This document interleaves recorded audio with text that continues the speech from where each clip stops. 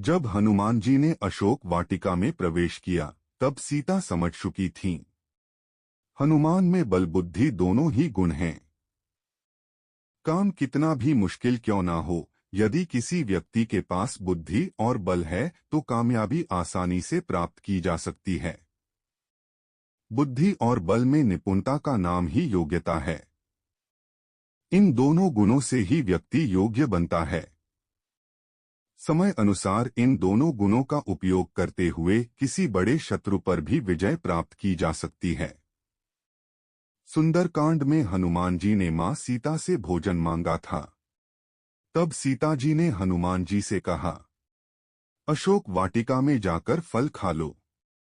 सीता जी ने कहा, हे बेटा, सुनो, बड़े भारी योद्धा राक्षस इस वन की रखवाली करते हैं। इस बात पर हनुमान जी का जवाब था, हे माता, यदि आप मन में सुख माने, प्रसन्न होकर आज्ञा दें तो मुझे उनका भय बिल्कुल नहीं है।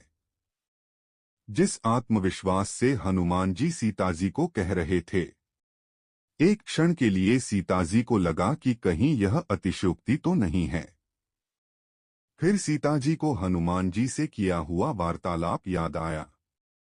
सीताजी जानती थीं कि अशोक वाटिका में प्रवेश करने का अर्थ है सीधे रावण तक पहुंचना, और रावण के सामने केवल बल से काम नहीं चलेगा, बल के साथ साथ बुद्धि भी चाहिए।